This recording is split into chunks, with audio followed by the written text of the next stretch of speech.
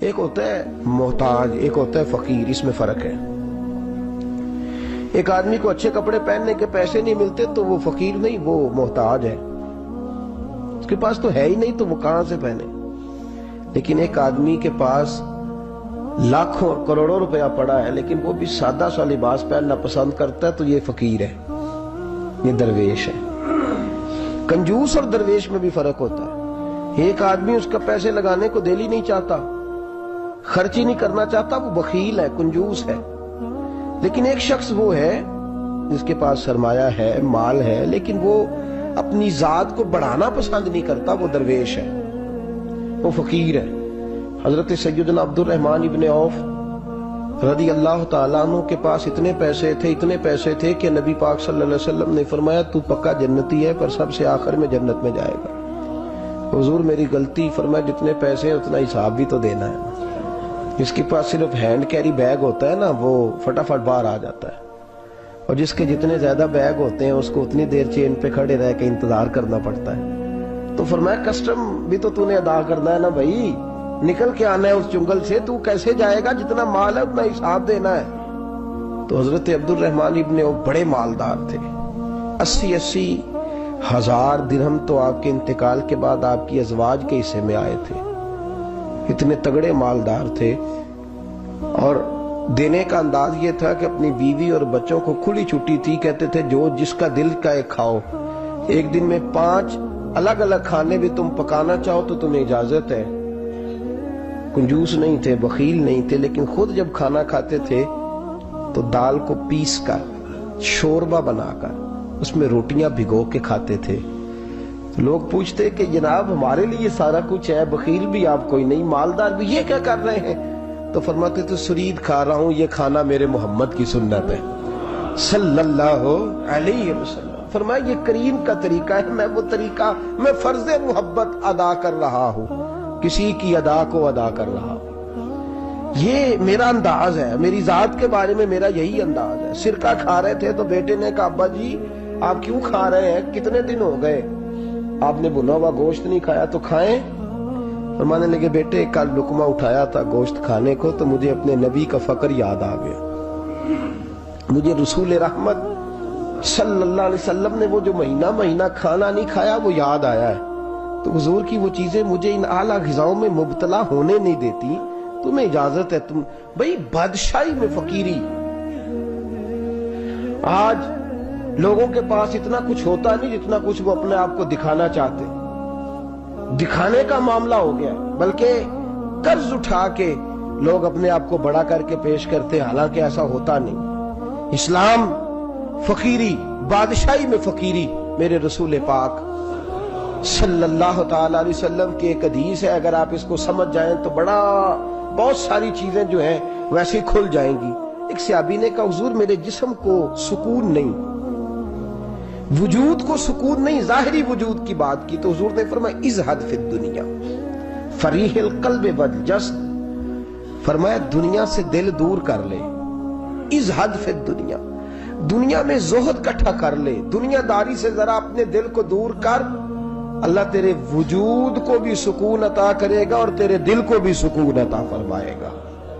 دنیا داری، ازہد فی الدنیا، ذرا ہٹ نہ دنیا سے، ہٹ ذرا، اللہ تیرے دل کو بھی سکون دے دے گا اور تیرے جسم کو بھی۔ اللہ سکون، راحت، فرحت، فریحاً فی القلب کے لفظ حدیث میں آئے، فرحت دے، فرحت کا معنی خوشی، تسلی، تازگی اللہ عطا فرمائے گا جب تو اپنے آپ کو تھوڑا دنیا سے بچائے گا۔ عزیزو بڑا شوق ہے، ہم دیکھتے ہیں پروٹوکول کا بڑا رنگ ہے، بڑا پروٹوکول ہے لوگوں کا، 2 گاڑیاں آگے 2 پیچھے، بندہ ایک بیٹھا ہے، وہ سمجھتا ہے کہ اوہو جو یہ زندگی ہے یہ تو شاید کسی کو اور میسر ہی نہیں۔ اور میں اکثر دیکھتا ہوں، میں کہتا ہوں یار کیسا عجیب شخص ہے، جن پولیس والوں کو اس نے پروٹوکول پہ لگایا ہے نا، حکومت ختم ہوگی تو یہی پکڑ کے اسے جیل میں ڈالیں گے، لیکن یہ خوش ہے۔ حضرت ابو علی قلندر رحمت اللہ تعالیٰ علیہ کا ایک درویش تھا، تو وہ سڑک سے گزر رہا تھا، علاؤالدین خلجی کا زمانہ تھا۔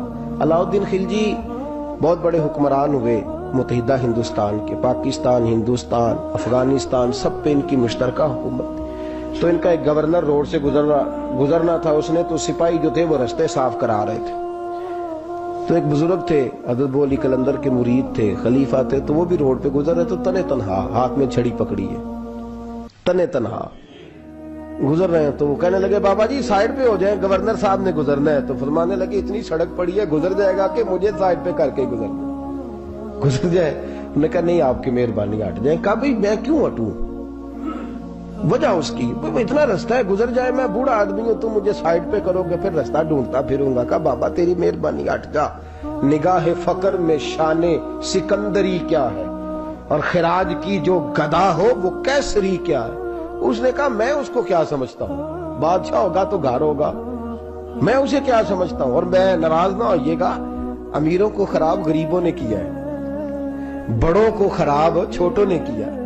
اگر ہم گاڑیوں کے آگے پیچھے بھاگنا چھوڑ دیں تو لیڈر سیانے ہو جائیں، یہ ہمارے نعرے تباہی کرتے ہیں، ہم نہیں سمجھتے کہ ہم کتنا نقصان کرتے ہیں۔ نگاہ فقر میں شان سکندری کیا، خراج کی جو گدا ہو وہ کیسری۔ اقبال کہتے ہیں کہ وہ تو بڑے فقیر ہیں جن کو تم بادشاہ سمجھتے ہو، تمہارا ٹیکس نہ ملے تو ان کی حکومت نہیں چلتی، تو خراج کی جو گدا ہو وہ کیسری کیا۔ خیر حضرت ابو علی قلندر رحمت اللہ علیہ کے وہ درویش جو تھے نا وہ روڈ پہ کہا بابا جی ہٹ جائیں، کہنے لگے نہیں ہٹتا۔ انہوں نے بازو پکڑ کے نا بابا جی کو ذرا زور لگانا چاہا تو بابا جی نا آلتی پالتی مار کے چوکڑی مار کے تو زمین پہ بیٹھ گئے، کہنے جو اٹھایا جاتا ہوں تو اٹھا لو۔ اب تو درویش کبھی ضد کرتے نہیں، اور اگر کریں تو مسلم شریف میں میرے نبی پاک نے فرمایا رب اشغاز اکبر لو اقسم علی اللہ لابرہ، فرمایا رب کریم کا بندہ تو اللہ کو قسم دے دے تو اللہ اس کی قسم کو پورا فرما دیتا ہے، اللہ اس کی قسم کو پورا فرماتا ہے۔ تو میں جاؤ اٹھتا ہوں تو اٹھا لو۔ بحث ہونے لگی، لوگ کٹھے ہو گئے، رش ہو گیا، تو اتنی دیر میں گورنر صاحب کی سواری بھی پہنچ گئی۔ تو گورنر صاحب کہنے لگے بابا اٹھتا کیوں نہیں؟ فرمانے لگے کیوں اٹھوں، اتنا رستہ ہے گزر جا۔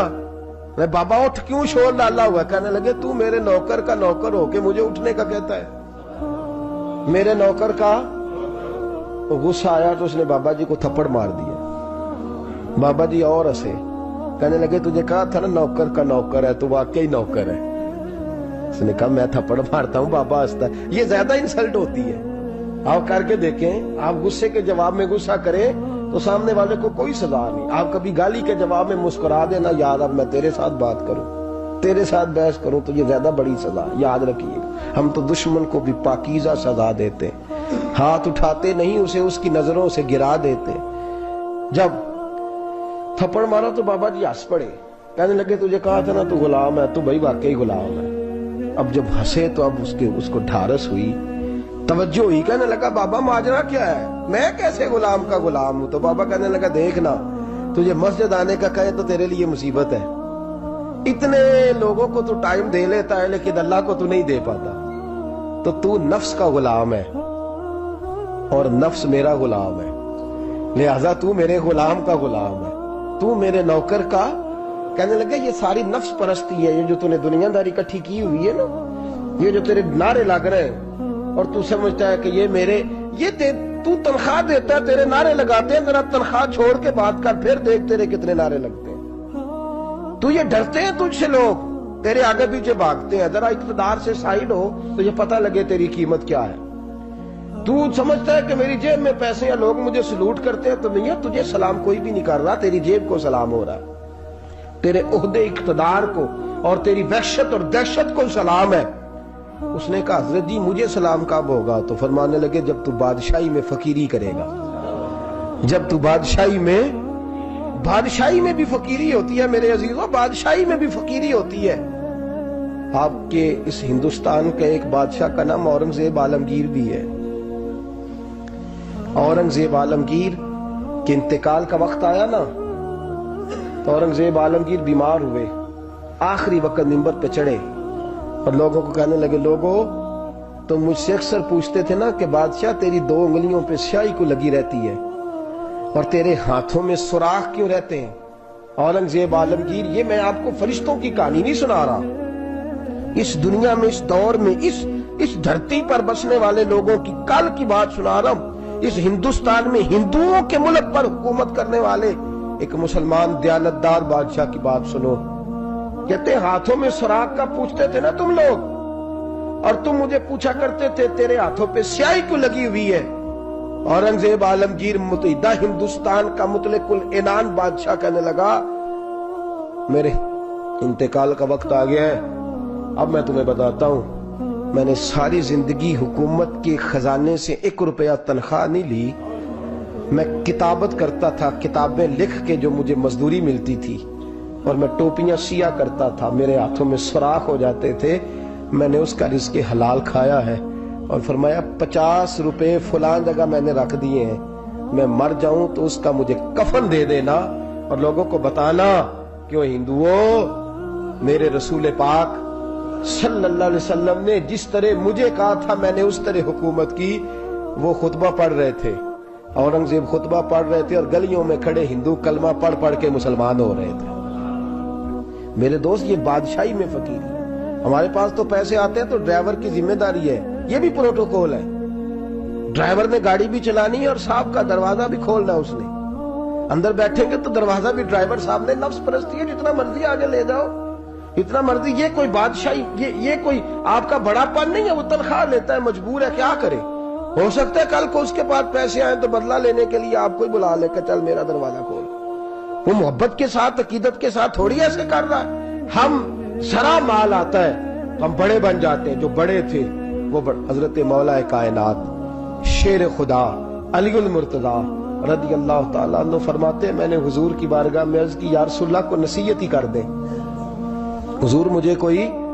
تو حضور نے فرمایا علی جو دنیا میں پروٹوکول لیتا ہے آخرت میں رسوا ہو جاتا ہے. جو دنیا میں دنیا داری دبدبے تنتنے کی خواہش کرتا ہے, خواہش کرت. ملا رومی رحمت اللہ علیہ نے بڑا عجیب جملہ لکھا ہے. ملا رومی کہتے ہیں ہمارے پاس فرعون جتنے پیسے نہیں, نمرود جتنی دولت نہیں, ورنہ کئی لوگوں کا خدا بننے کو دل کرتا ہے. معاذ اللہ تعالیٰ. وہ کہتے ہیں کئی لوگوں کا دل کرتا ہے کہ لوگ ہمیں سجدہ کریں, لیکن فرعون اور نمرود جتنی طاقت دولت نہیں, ورنہ لوگ کرائیں. معاذ اللہ تعالیٰ. خواہشات نفس اتنی بڑھ گئی ہیں. اچھا لگتا ہے, اچھا لگتا ہے. ہمارے لیڈران کہتے ہیں 2-4 بندے ہلکے میں مرے نہ تو الیکشن کا مزہ ہی نہیں. معاذ اللہ تعالیٰ یہ ہمارا حال ہو گیا. ہم نعرہ بازی کی قائل قوم ہیں, ہم نعروں پہ زندہ رہنے والے نفس پرست بنتے جا رہے ہیں. شیر خدا رضی اللہ تعالیٰ عنہ فرماتے ہیں رسول کریم نے فرمایا جو یہاں عزتیں ڈھونڈتا ہے, یہاں خواہش کرتا ہے نعروں کی, پروٹوکول کی, آخرت میں رسوا کر دیا جاتا ہے. اور فرمایا جو یہاں جھک جاتا ہے اللہ قیامت میں اسے عزتیں عطا فرما دے گا. یہ حضور نے نصیحت فرمائی. حضرت عمر بن عبدالعزیز. زمانہ ڈرتا تھا, بڑا نام ہے. فقیری اور چیز ہے, درویشی. اقبال کہتے ہیں دیار عشق میں اپنا مقام پیدا کر, نیا زمانہ نئے صبح و شام پیدا کر. خدا اگر دل فطرت شناس کرے عطا تجھ کو, سکوت لالا و گل سے کلام پیدا کر. میرا طریق امیری نہیں فقیری ہے, خود ہی نہ بیچ غریبی میں نام پیدا کر.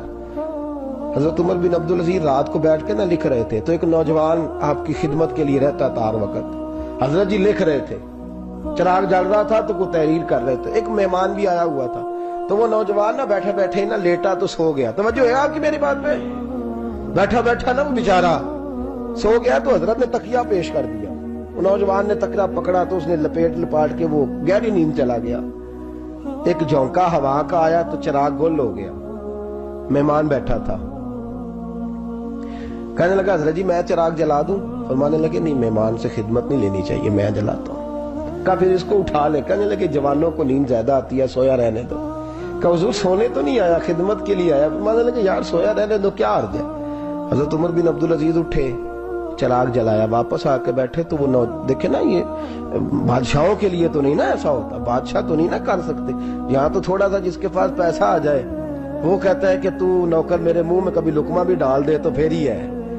میں اس کا مجھ سے تنخواہ لیتا ہے اور اب یہ اتنا کام بھی نہیں کر سکتا. ہر کام ہم کرانا پسند کرتے ہیں. کہا حضرت عمر بن عبدالعزیز سے کہنے لگا حضور عجیب آپ بادشاہ ہیں, آپ نے غلام کو جگایا ہی نہیں.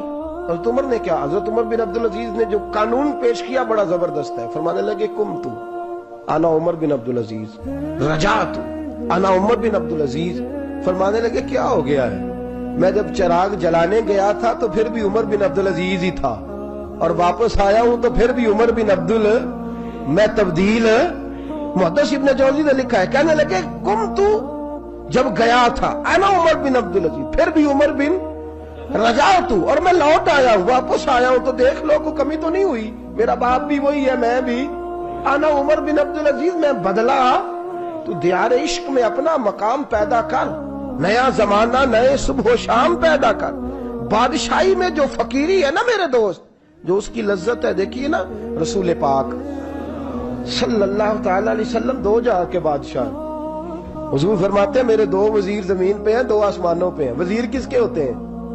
बोलिए ना, दो मेरे वजीर, तिरमिजी की हदीस है, दो जमीन पे हैं, दो। हुजूर जमीन वाले वजीर कौन से हैं? फरमाया अबू बकर और उमर। आसमान वाले कौन है? फरमाया जिब्रील और मीकाईल अलैहिमुस्सलाम। मेरे दो वजीर यहाँ हैं, दो वजीर। हुजूर बादशाह है, वो दो आलम की रहमत थे, जहां चाहते वहीं रहते, ये उनकी मेहरबानी है कि ये आलम पसंद आया। हुजूर दो जहां के बादशाह हैं, लेकिन मेरे नबी पाक कपड़ा खुद सी रहे हैं। जूता टूट गया है तो रसूल पाक सल्लल्लाहु अलैहि वसल्लम उसको गांठ भी, उनते मेरे ख्याल जुती ढुलाने वाला काम मौकी नहीं गया जी। मेरा नहीं ख्याल कि अब कोई 10,000 जो तनख्वाह लेता है वो भी जूता गांठता हो। नहीं, आप ही की गंढना, किसी को भी नहीं गंढाईदा। क्या ख्याल है आपका? ठीक बात कर रहा हूं। नबी पाक जूता भी खुद गांठते, कपड़ों को पेबंद भी, हुजूर अपने कपड़े धो भी खुद लेते। मेरे रसूल पाक सल्लल्लाहु अलैहि वसल्लम घर में बकरियों का दूध भी धो लेते, और ऐसा भी होता। ये बादशाही में फकीरी है ना, दो जहां के बादशाह है, लेकिन सलाम उस पर के जिसने बादशाही में फकीरी की। रसूल करीम सल्लल्लाहु अलैहि वसल्लम, हज़रत आयशा फरमाती हैं घर आए, कहा आयशा खाना तैयार है? कहा नहीं हुजूर अभी तो खाना तैयार करना है। फरमाया तुम आग जलाओ, मैं आटा गूंद देता हूं। किसकी बात है? नहीं लड़ना चाहिए, रखना चाहिए, तुझी मंगया दे हाँ पैसे मेरे को पहली दे, मैं डंडे नहीं मारने। मैं आया तो पता नहीं मैं किड्डी बला दा नाम है, तुसा टुकर ही नहीं पकाया, वो मैं आ गया घर तो पता ही नहीं लगा, मैं ही आ गया घर। अल्लाह खैर कर। भाई हिटलर ना बनो, हर जगह हिटलर ना बनो।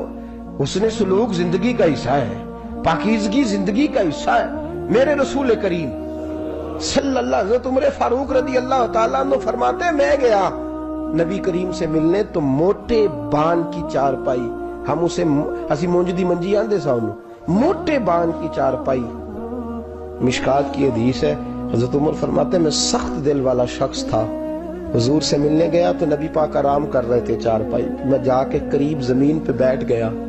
हुजूर ने आहट सुनी तो हुजूर उठे।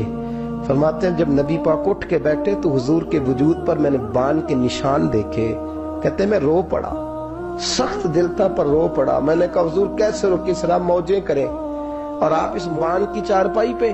तो मेरे करीम रसूल ने फरमाया उमर तुझे अच्छा नहीं लगता, जितनी मौज करनी है दुनिया में कर ले, आखिरत में जलील हो जाए। फरमाया उनको करने दे मौज, वो तो जलील होने के लिए कर रहे हैं, और मैंने इस दुनिया से क्या लेना है, थोड़ा सा वक्त गुजारने के लिए आया हूँ। यहाँ आंखें बंद होंगी, वहां मेरा रब सारी इज्जतें मुझे ही अता फरमा देगा। इस हद फिद दुनिया फरीहल कल्ब वल जस्द।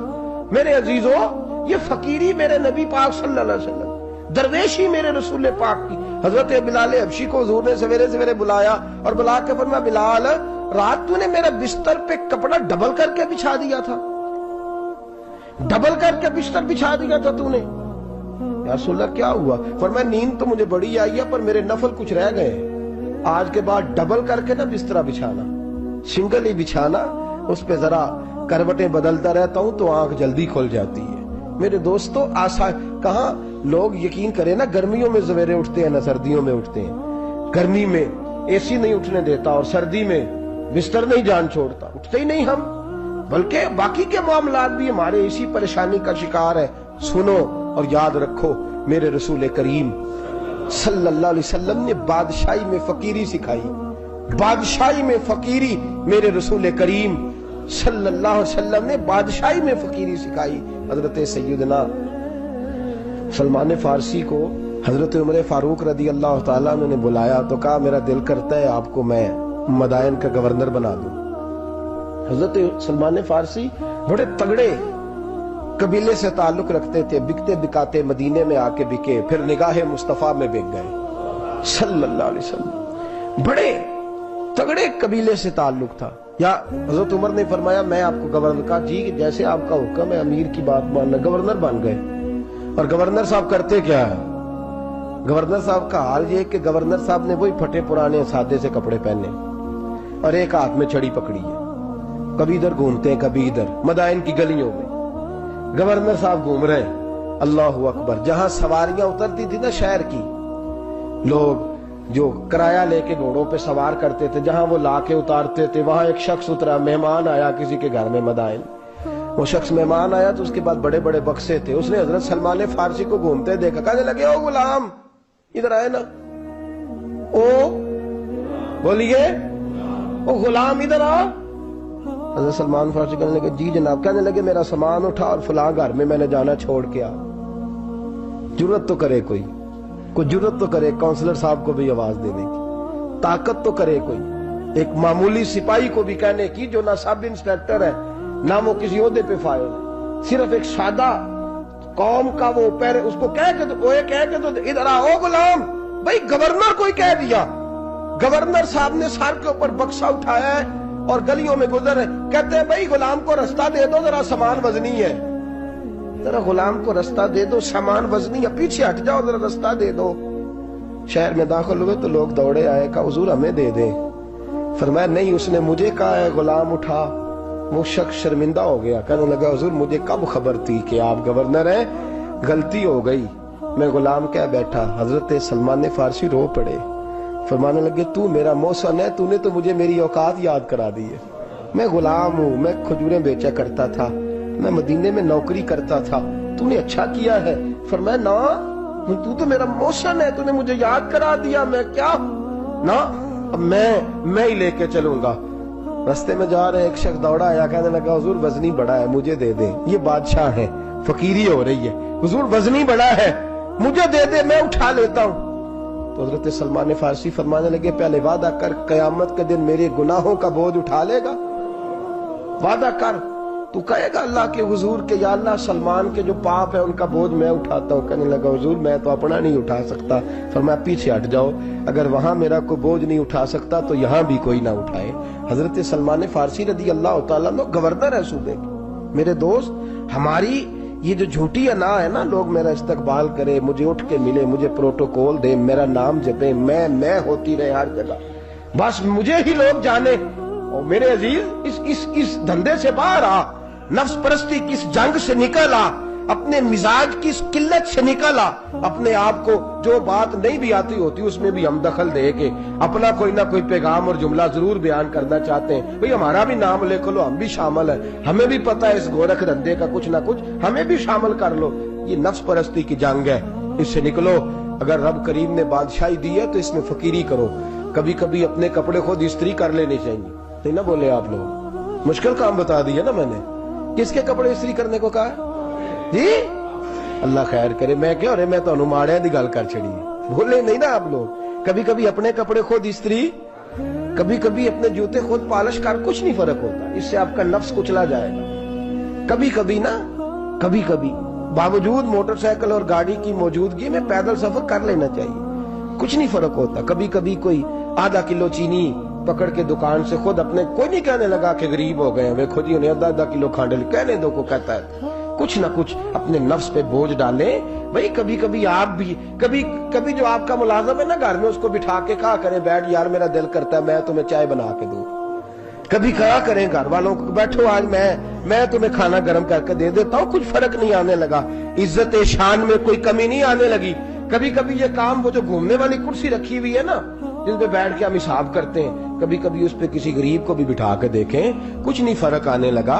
یہ نفس پر کچھ کوڑے برسائے تاکہ یہ کچھ سمجھدار ہو جائے۔ یہ جو ہم نے بڑی لمبی چوڑی اپنے لیے جھوٹی انا کے دروازے کھول رکھے ہیں، یہ روز ہمیں دور کر رہے ہیں۔ جو نفس پرستی کی جنگ ہوتی ہے یہ بندے کو اللہ کے دروازے سے دور لے جاتی ہے، یہ نبی پاک کی محبت دل سے نکالتی ہے، یہ ذہن کے اندر اچھی سوچ نہیں آنے دیتی۔ ذہن میں جب بھی کوئی بات آتی ہے بری آتی ہے۔ تکبر اور غرور والے جو لوگ تھے نا ان کا کبھی کچھ نہیں ہو سکا۔ جس نے کہا ہے مجھے چودھری صاحب کو، وہ بیچارہ اسی چکر میں رہا ہے، اور لوگ آگے گزر گئے ہیں. جس نے کہا مجھے سیٹھ صاحب کو وہ اسی گڑبڑ میں رہا ہے اور لوگ آگے بیت گئے ہیں. دنیا میں کوئی پیشہ برا نہیں. ملت کے جوانوں، یہ تم نے کہا ہے نا کہ یہاں اگر ہم کسی گلی میں مزدوری کریں گے تو لوگ کہیں گے مزدور ہے، لیکن اگر یورپ میں جا کے ہم کریں گے تو کسی کو کیا پتا چلے گا؟ اور دیس اپنے دیا ولہ نالو تمبے لالا کھائیے، امی غیر ملک دے باغاں اندر میوے کھان نہ جائیے. اپنی مٹی پہ چلنے کا سلیقہ سیکھو. کسی کے سنگ مر مر پہ چلو گے تو پھسل جاؤ گے.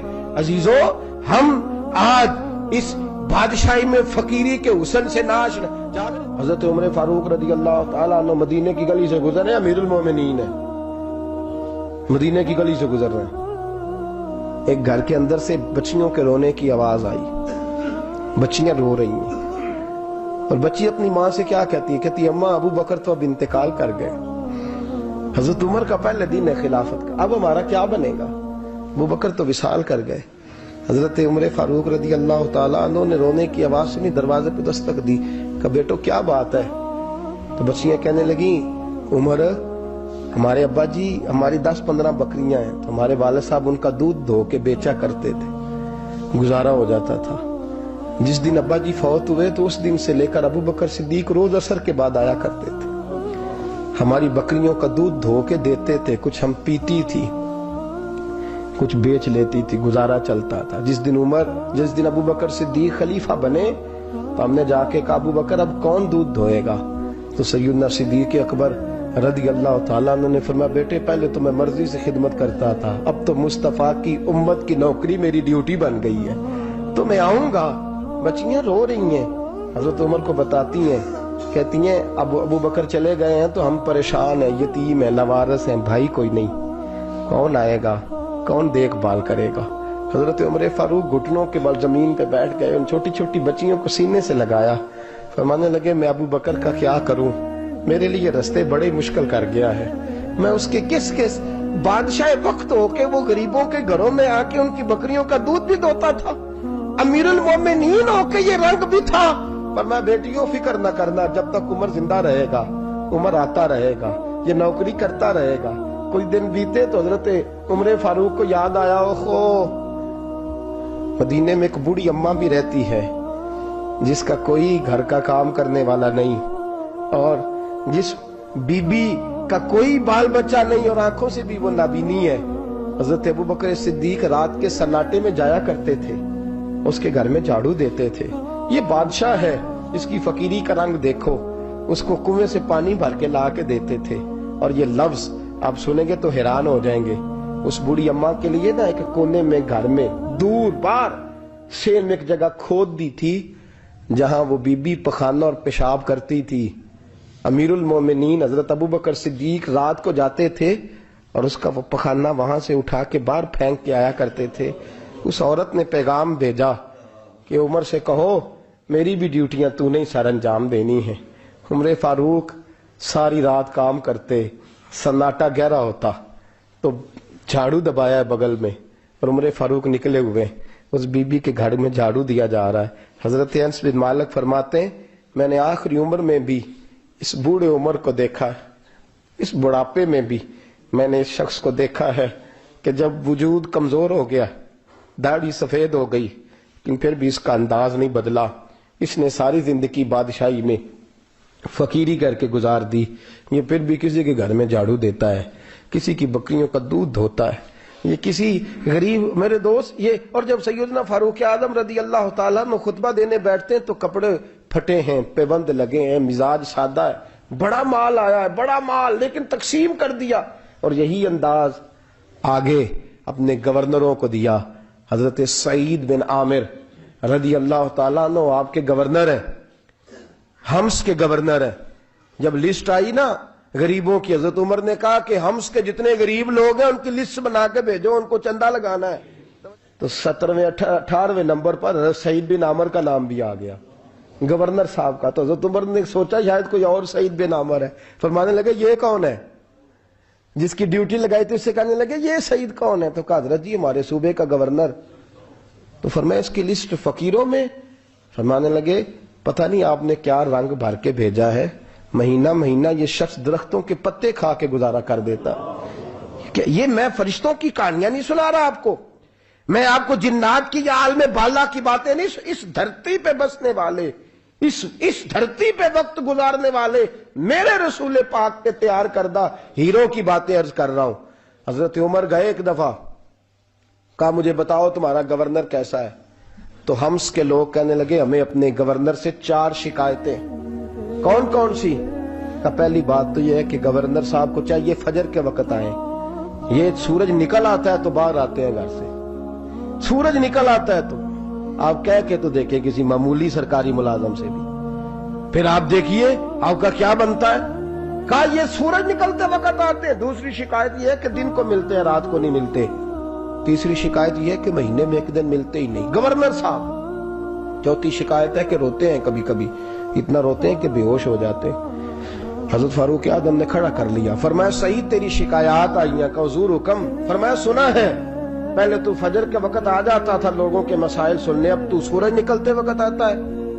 کہا حضور بیوی بیمار ہو گئی ہے اور گھر میں نوکر تو ہے کوئی نہیں، تو میں سویرے اٹھتا ہوں تو پہلے ناشتہ بناتا ہوں، بچوں کو کھلاتا ہوں۔ اس عورت نے 35 سال میرے ساتھ وفا کی ہے، اب چارپائی پہ ہے تو میں اس کے منہ میں لقمے ڈالتا ہوں۔ کہا اسے کھانا کھلا کے جب وہ دعا دیتی ہے تو پھر نکلتا ہوں۔ تو کہا سنا ہے تو ہفتے میں ایک دن ملتا ہی نہیں، مہینے میں۔ کہنے لگے حضرت جی جب مدینے سے آیا تھا تو ایک کرتا اور ایک تامت ساتھ لایا تھا، مجھے آج 2.5 سال ہو گئے ہیں، میں نیا لباس نہیں خرید پایا۔ میں نے عرض کی میں اس دھرتی پہ بسنے والے لوگوں کی داستان سنا رہا ہوں۔ کہا میں اپنی تامت دھو کر خشک ہونے کو ڈال دیتا ہوں، اسے آدھا دن لگ جاتا ہے، خشک ہوتی ہے تو تامت پہن کے قمیض دھو لیتا ہوں اور پھر قمیض ڈال دیتا ہوں۔ حضرت جی سارا دن بیت جاتا ہے تو باہر نہیں آ پاتا۔ حضرت عمر فاروق کی گردن جھک گئی، کہا سنا ہے تو رات کو ملتا ہی نہیں۔ یہ لفظ کہے تو حضرت سعید بن عامر کہنے لگے یہ میرا راز تھا، آپ میرے امیر نہ ہوتے تو کبھی فاش نہ کرتا، دن میں نے بندوں کے لیے رکھا ہے، رات اپنے رب کے لیے رکھی ہوئی۔ میں رات کی تنہائیوں میں اپنے کریم کی بارگاہ میں جاتا ہوں اور میں سارے دن کے گناہوں کی معافی مانگتا ہوں، میں اپنی غلطیوں کی تلافی کا سوال کرتا ہوں، اس کے حضور جاتا ہوں، اسے دکھڑے سناتا ہوں، رات میری اس کے لیے بیت جاتی ہے۔ حضرت عمر کی اور گردن جھک گئی، فرمایا یہ بتا کہ تو ملتا ہی نہیں، کبھی کبھی تو روتا ہے اور بے ہوش ہو جاتا ہے۔ کہ حضرت جی 40 سال کی عمر میں کلمہ پڑھا ہے، جب 40 سال کے پچھلے گناہ یاد آتے ہیں تو کہا پھر میں ضبط نہیں کر پاتا، وہ خطائیں، وہ پاپ، وہ جرم، وہ خطائیں جب سوچتا ہوں نا کہ رب کھڑا کر کے پوچھے گا بتا یہ جرم کیوں کیا، تو وہ احساس مجھے پریشان کر دیتا ہے۔ حضرت جی میں پھر برداشت نہیں کر پاتا، پھر میں تڑپ اٹھتا ہوں، میری یہ کوتاہیاں ہیں، بتائیے کیا کہتے ہیں۔ حضرت فاروق اعظم نے گردن اٹھائی تو آنکھوں میں آنسو تھے، کہنے لگے یا اللہ مجھے اس جیسے کچھ اور گورنر بھی عطا فرما، یا اللہ اس جیسے کچھ اور گورنر بھی۔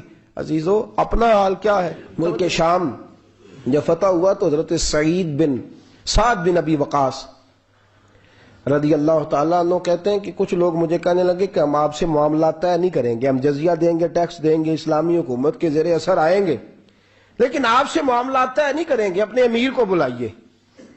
تو حضرت سیدنا سعد بن ابی وقاص کہتے ہیں میں نے خط لکھا، فرماتے خط لکھا حضرت عمر کو، میں نے کہا جناب آئیے، جواب میں حضرت عمر نے خط میں جواب لکھا کہ فلاں دن فلاں تاریخ فلاں وقت میں ملک کے شام پہنچ جاؤں گا۔ حضرت سیدنا عمر چلے گھر سے، ایک غلام، ایک گھوڑا، ایک نیزہ۔ حضرت فاروق اعظم نے کچھ کھجوریں، خشک کھجوریں، کچھ سرکہ باندھ کے رکھ لیا رستے میں کھانے کو۔ یہ بادشاہی میں فقیری ہو رہی ہے، لاکھوں مربع میل کا حکمران ہے، کروڑوں اور اربوں روپے پاس پڑے ہوئے، وہ ساری چیزیں رکھ لیں اور سیدنا عمر فاروق رضی اللہ تعالیٰ عنہ چلنے لگے۔ اب غلام سے کہنے لگے بھئی میرا گھوڑا ذرا ماڑا ہے، کمزور ہے، طے کر لیں، اتنے میل تو گھوڑے پہ بیٹھے گا میں پیدل چلوں گا، پھر اتنے میل میں گھوڑے پہ بیٹھوں گا تو پیدل چلے گا۔ ملک شام پہنچنے کا وقت آ گیا، جب وقت آیا تو پیدل چلنے کی سواری حضرت عمر کی تھی، ان کی باری تھی پیدل چلنے کی، اور سواری پر سوار ہونے کی باری غلام کی تھی۔ یہ لوگ رشتے کرتے ہیں نا تو کرائے کی کار لے کے چلے جاتے ہیں، بعد میں وہ پوچھتے ہیں کہ تسی تے کار تے آئے سو، ہم اپنے آپ کو بنانے کے لیے جھوٹی انعام بھی خریدنی پڑے تو خریدنے سے ہم پرہیز. ہم جو بتاتے وہ ہم ہوتے نہیں، اور جو ہوتے ہیں وہ ہم بتاتے. حضرت سیدنا عمر فاروق رضی اللہ تعالیٰ عنہ سواری پہ غلام ہے، خود پیدل ہے، اور حال کیا ہے؟ بارش ہوئی تھی تو کچھ پانی کھڑا تھا، چھوٹے چھوٹے جوہڑوں میں چھوٹے چھوٹے تالاب بنے ہوئے تھے، پانی کھڑا تھا. تو حضرت عمر فاروق رضی اللہ تعالیٰ چمڑے کے جوتے پہنے، وہ جوتے دونوں اتار کے تو بغل میں دبا لیے. حضرت سعد بن ابی وقاص فرماتے ہیں اسی بغل میں نیزہ رکھ لیا اور تامت تھوڑا اونچا کر لیا کہ پانی سے چلنا ہے، اور غلام کو گھوڑے پہ بٹھایا ہے اور گھوڑے کی لگام پکڑی ہے تو یوں پیچھے رکھی ہوئی. اور حضرت سیدنا فاروق اعظم رضی اللہ تعالیٰ عنہ آ رہے ہیں. غلام کہنے لگا حضور لوگ دیکھ رہے ہیں، مہربانی کریں بیٹھ جائیں. فرمانے لگے نہیں، باری تیری ہے، تو ہی بیٹھے گا. اس نے کہا حضور نہیں، وہ تو ٹھیک ہے، کوئی باری فرض تو نہیں نہ ہو گئی، آپ مہربانی کریں آپ آ جائیں، ذرا لوگ آ رہے ہیں. فرمایا تمہیں کہا نا. غلام کہتا میں نے تیسری دفعہ کہا تو حضرت عمر نے جلال سے دیکھا، اور جناب عمر کا جلال تو زمین کانپنے لگ جاتی تھی. کہتے ہیں کہا حضور آپ آ جائیں، تو کہتے تجھے کہا ہے نا چپ کر کے بیٹھا رہے. کہتے ہیں میں گھوڑے پہ ہی کانپنے لگا. غلام اب حضرت سعد بن ابی وقاص کہتے ہیں سورج غروب ہو رہا تھا، شعائیں پانی میں پڑ رہی تھی. حضرت عمر پانی سے میں نے غور سے دیکھا تو دوڑا گیا. جا کے نا بچے نہیں مشورہ دیتے ابا جی کو، ابا جی انج نہیں کریدا، دور بدل گیا جی. کہتے میں دوڑا گیا اور جا کر کے حضرت سیدنا عمر فاروق کو کہا حضور مہربانی کریں، ٹھیک ہے آپ کی درویشی سے کون آگاہ نہیں، وزیر کھڑے ہیں، سفیر کھڑے ہیں، بڑے بڑے عمرا، بڑے بڑے ملکوں کے حکمران ہیں، آپ مہربانی کریں یہ تامت ذرا نیچا کریں، اور جوتا پہن لے، اگر خراب ہو گیا تو اللہ نیا بھی دے دے گا، اور مہربانی کریں ذرا غلام کو کہیں نیچے آ جائے. حضرت عمر کہنے لگے تمہیں کیا تکلیف ہے؟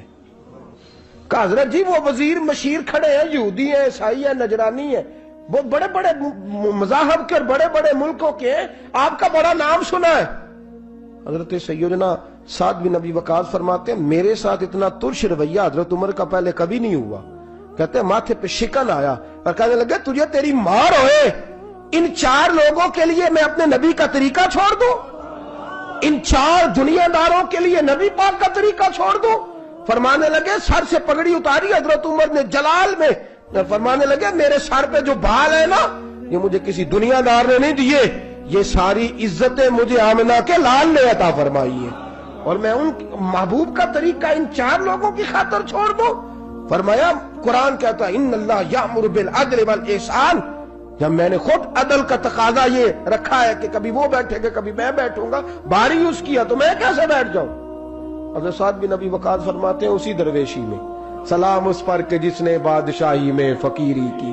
کہتے ہیں اسی درویشی میں حضرت عمر پہنچے تو جو پہلے ڈرا کرتے تھے جب حضرت عمر آئے تو انہیں کامتے بھی دیکھا، روب اور بڑھ گیا، ان کے دلوں کے اندر حضرت عمر کا دبدبا اور بڑھ گیا، اور میرے کانوں میں کہنے لگے سعد پہلے سنا تھا لیکن دنیا سچی کہتی ہے، جو حال محمد اور محمد کے غلاموں کا ہے صلی اللہ علیہ، وہ دنیا میں دوسرا کوئی حاصل کر سکتا؟ آج ہمارے پروٹوکول، ہمارے دبدبے، ہماری انا پرستیاں